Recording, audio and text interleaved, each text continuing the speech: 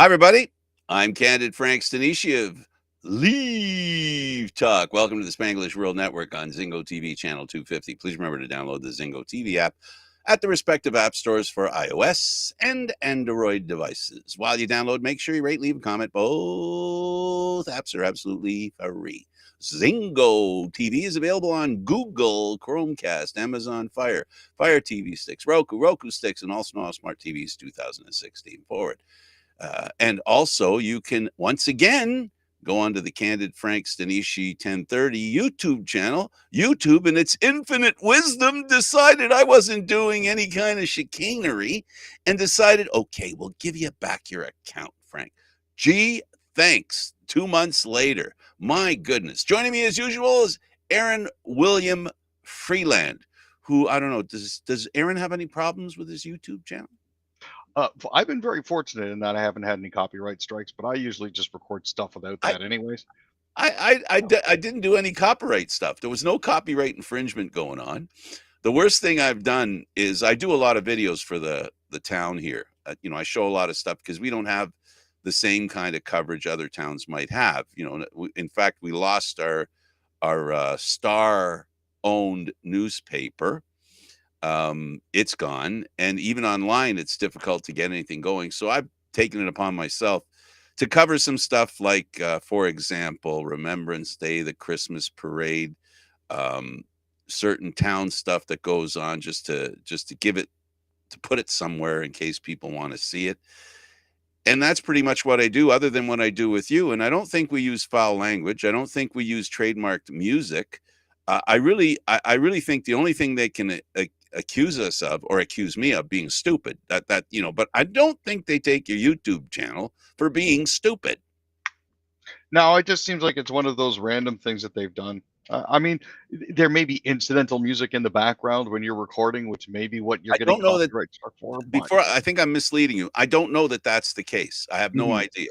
That's not, like, I have no reason to believe because they haven't told me. And as recently as last night, I complained again to them and explained to them what I do. And then I use the word government. All of a sudden, the show comes back.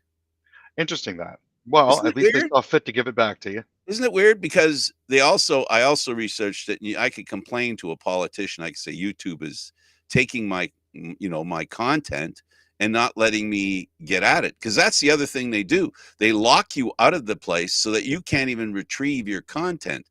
And or in my case, there's a music list I have there that I put there that I enjoy listening to. And none of it is, I don't think any of it's stolen, because it's all stuff that YouTube says, okay, you can have it. You search, you put it on YouTube, away you go, right?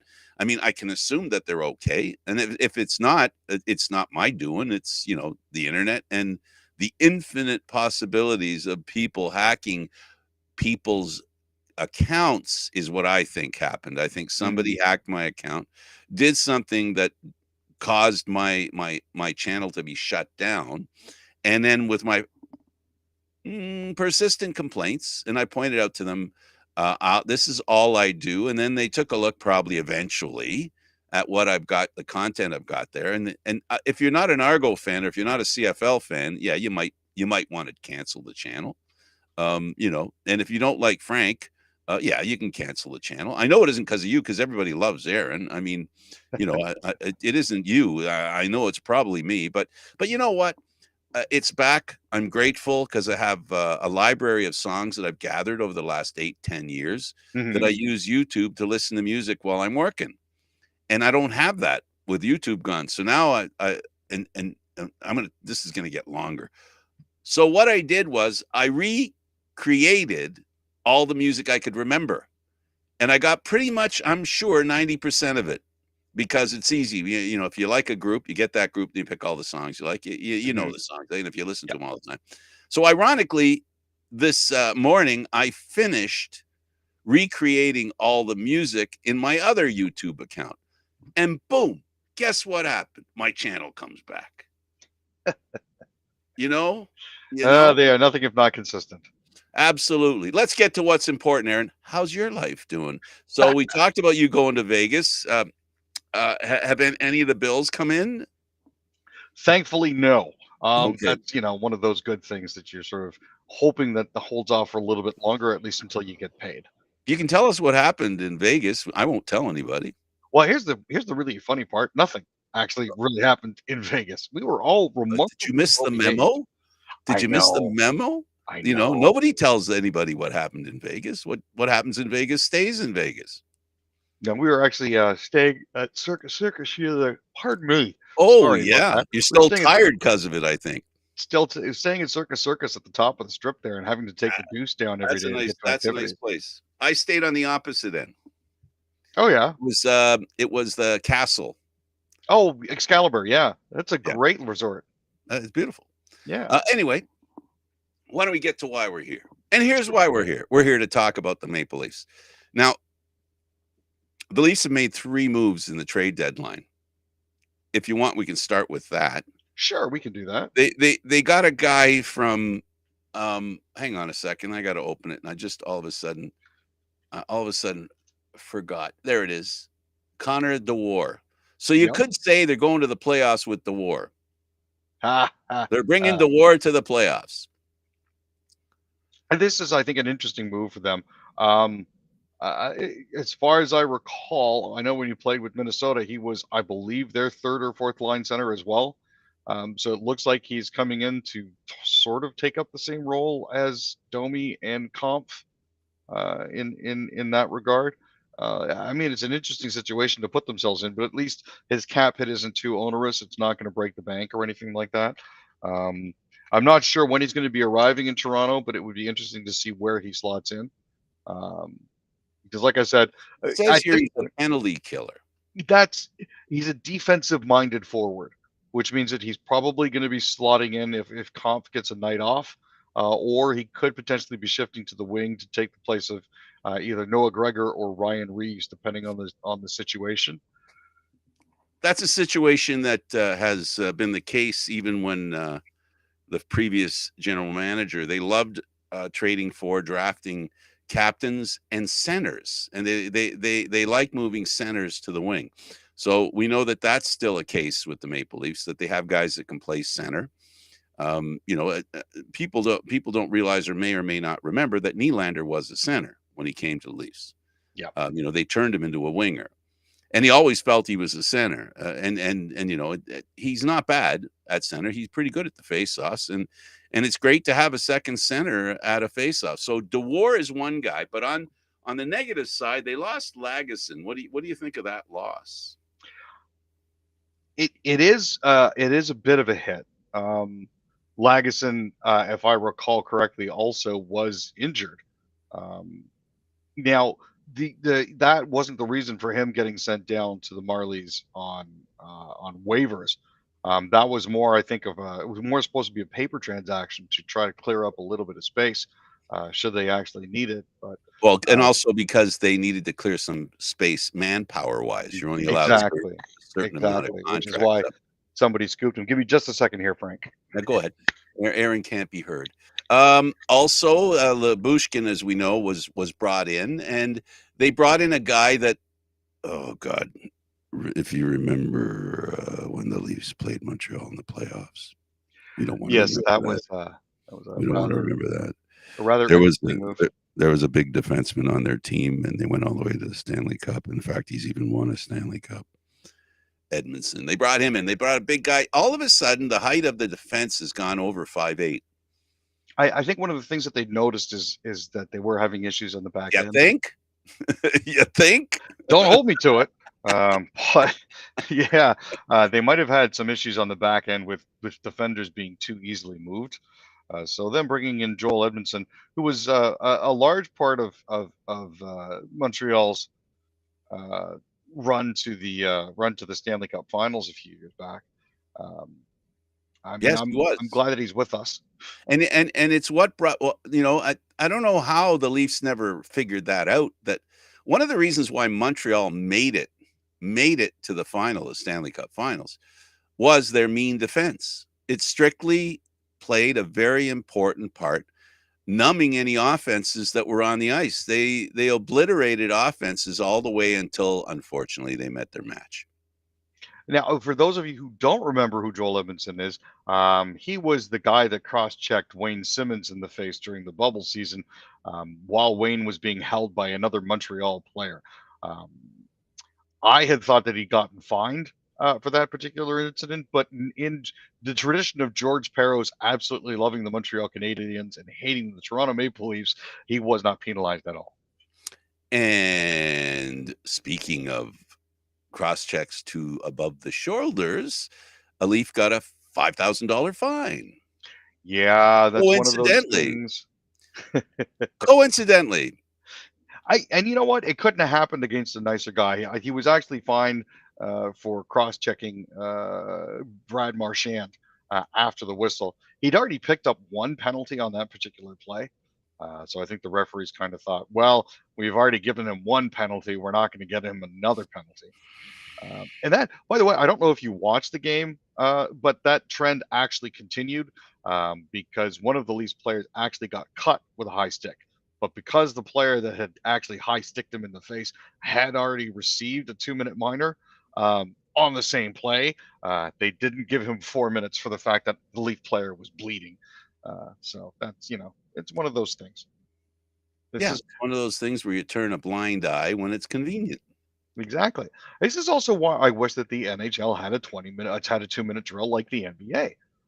Force the referees to explain why they called what they called. It's pretty much what it boils down to.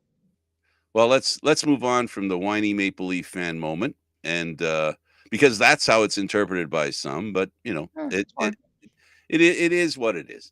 Let's talk about Auston Matthews, and he scored his 54th goal in overtime to lead the Leafs to a win. This was a goal I almost thought wasn't going to happen. Just mainly because of our history against the Buffalo Sabres.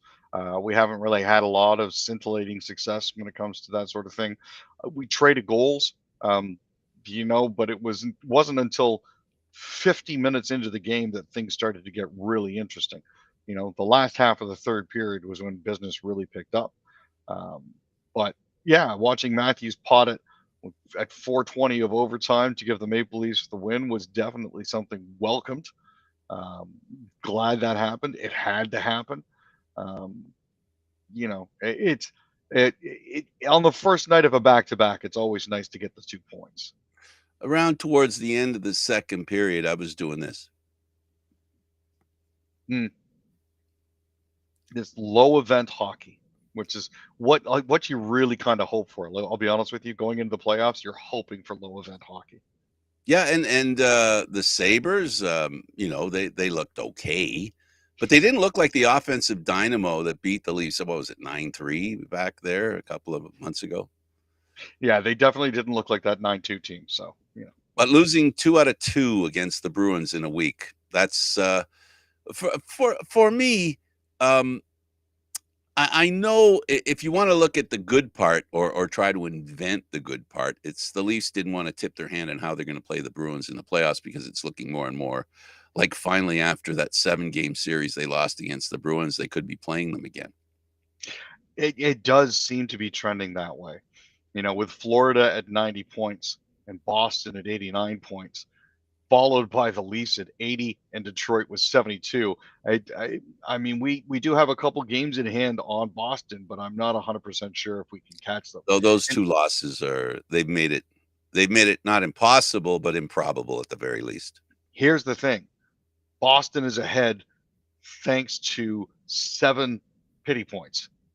They have 15 overtime wins versus our 8, which means that they've managed to get that point differential pretty much through that.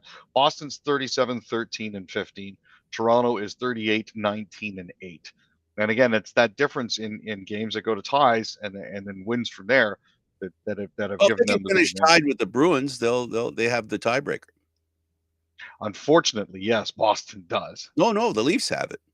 Goes to who has more wins. And the Leafs already have more wins. The Leafs already have more wins. Technically speaking, in the win column, Bruins have 37, we have 36. Well, to get there, they're going to have to win a few more games than the Bruins. That'll get them. Because of the ties, yeah. If they finish tied, unless they get 8 pity points, playoff math. Then I take back what I said. All right. So, of course, the Bruins beat them in Toronto and then went back to Boston, and the cross check happened, and they won 4-1. Blah blah blah blah blah blah. Let's go. Let's go to talk about skiing in Canada. I mean, it's been a tough year for skiers in this country, but we might as well talk about them. Well, and that's the good thing. Michael Kingsbury claimed his 88th World Cup title. 88. But unfortunately, he's fallen short of his 25th Crystal Globe. Um, he's from De Montagne, Quebec. He claimed his 5th win of the season in individual moguls with a score of 84.89 in the super final, defeating Japanese skier Ikuma Horishima, who had 83.48 points, and Australian skier Matt Graham, who had 80.81 points to finish third. Hiroshima finished the season with a total of 610 points, who had 10 more than Kingsbury, who ended up winning the Crystal Globe.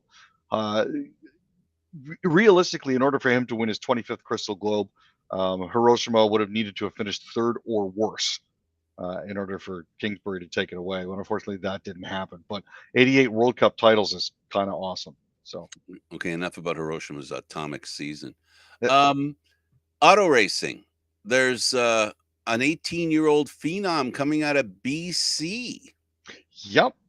She's actually had a really fantastic season. In November 2023, Nicole Haverda became the first woman to win the Formula Pro USA Western FR Championship.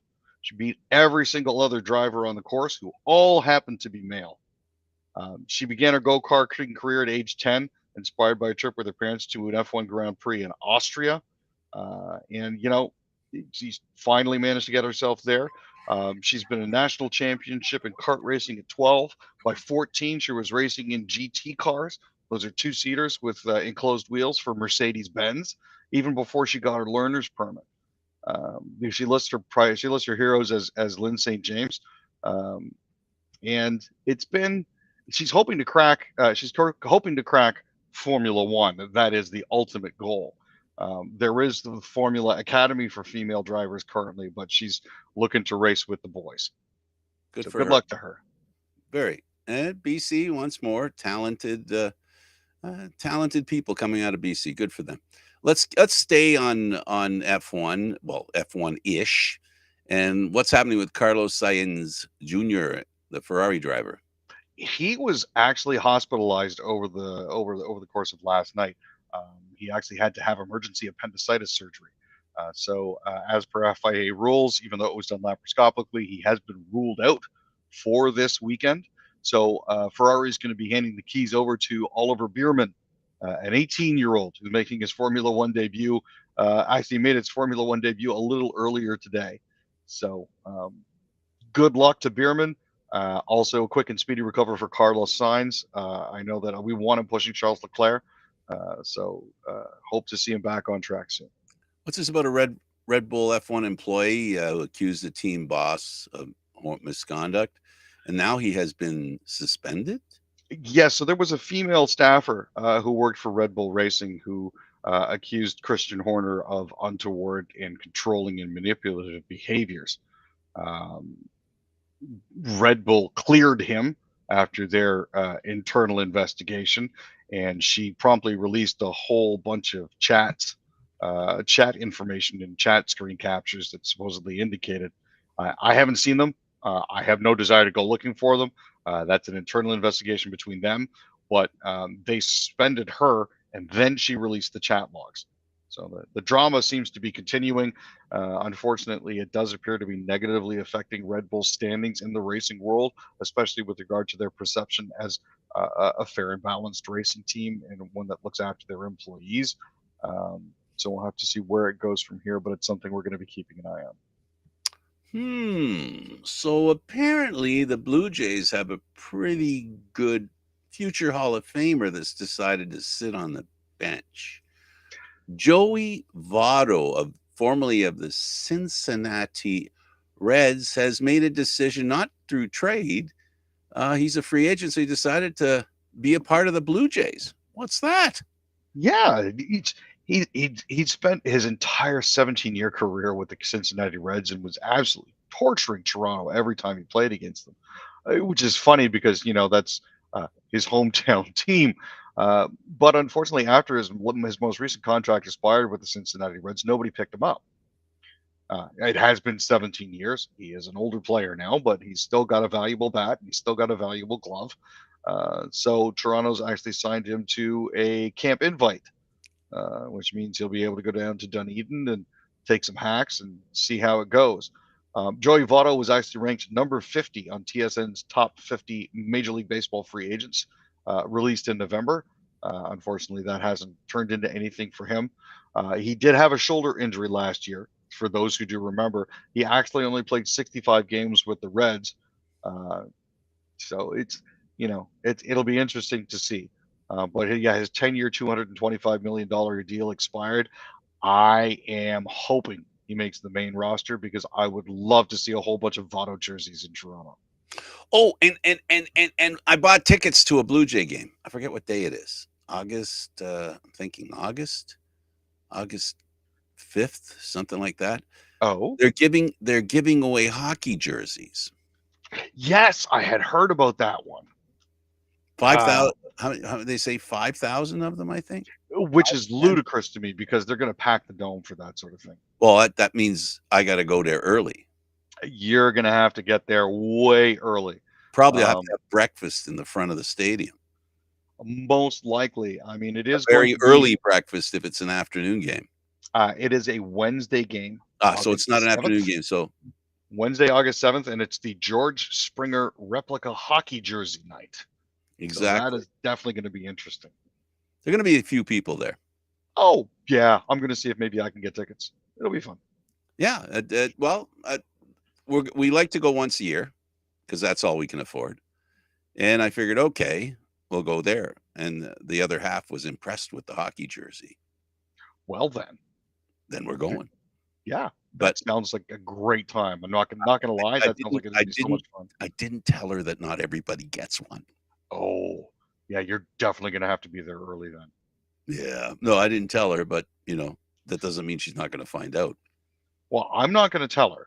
So, however she finds out, just know it won't be me. Thank goodness nobody listens to this show, so I'm safe. Oh, isn't that a large relief? Big time relief. Let me tell you. Big time. Let's go over to some news. Maritime Electric MPI struggling with lingering power outages. What's going on there? So this is on the north-facing shore of Prince Edward Island. There are about 190 customers out there who are without power. There was a very messy winter storm that hit the island on Thursday. The outages were mostly in Kings County and scattered along the north shore. However, they have said that they do plan to have everybody back up and running before the end of the day today. It was a combination of mix of rain, freezing rain, ice pellets, and snow. So that kind of messed with everything. Newfoundland's name's going to change to Newfound Snow. 85 centimeters worth. Yeah, that was the talk. And there's an estimated 55 to 85 centimeters of snow in the St. John's area. Much of the Avalon Peninsula, including schools and public transportation, was closed all day today due to an ongoing storm bearing down on parts of Newfoundland. Environment Canada had issued a winter storm warning for about half the island, stretching from Avalon to Buchan's and to the interior, as well as part of the southern shore. So for our listeners who are out there and our watchers who are out there, take care. Make sure you've got lots of cocoa. If there's too much snow, you can always turn that into a temporary freezer outside your back door. More problems at the Maritimes, Nova Scotia. Oh, people are getting extreme bills. It's happening unimaginably irregularity in the province. Yeah, there was a period. There was one individual, a fellow by the name of Josh Fever, who sort of brought this up. He received a bill for almost $1,600, and that's for a period of December 13th to February 14th. That's not including taxes or the additional $773 that he still owes from his previous bill. And it's they plug in here's basically I think how it's happened. They plug in a space heater for about an hour on cold mornings. And because that's going to be used during peak times, The odds are that that is exactly what they're getting dinged for. Um, but I'm really puzzled as to why that would happen. A lot of folk out there have switched to heat pumps, which are supposed to be Yeah. more energy efficient. However, Not that doesn't seem perfect. to be the case. Not perfect, but more energy efficient. Mm. And fireplaces are very popular in that neck of the woods because there's lots of trees.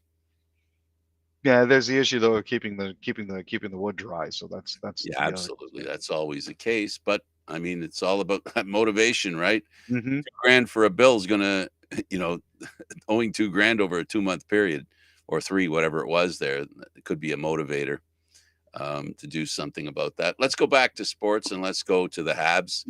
Um, Shea scores twice. Anderson comes back in goal. Hurricanes win, beat Montreal. So Ready Steady Freddy's actually playing again for the first time in a long while. He did actually almost 4 months he hasn't been playing. But it was he made 24 saves as Brady Shea scored 2 goals, and Carolina beat the Montreal Canadiens 4-1 on Thursday. Stefan Mason and Andrei Svechnikov also had goals for Carolina, and the team's first game since dropping a 3-goal lead against Winnipeg on Saturday night. So glad to see that Freddie's back on the right side of the ledger. Glad to see that he's won. I never wish former goalies ill until they face us in the playoffs. So There you go. I'm glad that Freddie's back. There is a line. Don't cross it. The Flames won a hockey game. Yep. Sorry. Let me skip past that. Sharon Govich actually had 2 goals and 2 assists, and Markstrom had 19 saves. The Lightning seems to have gotten themselves into a passel of trouble here. Their season's been not as good as it potentially could have been. Calgary was playing actually for the first time without defenseman Noah Hannafin, who's dealt to Vegas on Wednesday. Defenseman Chris Tanev was traded to Dallas on February 28th, so they were missing him. And Markstrom has been the subject of trade speculation all day today. I didn't recall seeing his name pop up anywhere, so I guess they took care of that. But there's a lot of noise and stuff going on around Calgary right now, which can make it difficult for them to play. So I'm glad they managed to pull that out. McDavid gets his 100th point. Sorry, let me find that. That's there okay. We go. First place Canucks hands struggling Gold Knights 3-1 loss. Last story that I want in, actually, I really got nothing at this point. I mean, I'm glad we got Edmondson. It's unfortunate that McCabe was fined. In other news, water is wet. The Leafs are the most penalized and suspended team in the NHL because, we're so soft that we have to resort to goonery. But other than that, I got nothing. How about you, Frank? What I will say is this. It's nearing the Ides of March and also nearing St. Patrick's Day. We're only a couple of weeks away from green beer. And I say, hear ye. Unfortunately, I'm holding a glass of green beer and the green screen won't let you see it. That's perfect. Can't see it. Oh, well. I'll just pour it out. Cheers. Thanks for watching. Thanks for doing a part of this. Thanks, Frank. He's Aaron William Freeland. I'm Candid Frank Stanisci. Thank you for watching Leaf Talk, seen live on Fridays. And of course, don't forget Candid Frank live Mondays and Wednesdays at the very same time. Mondays, Wednesdays, and Fridays. This show can also be heard on the Spanglish World Network.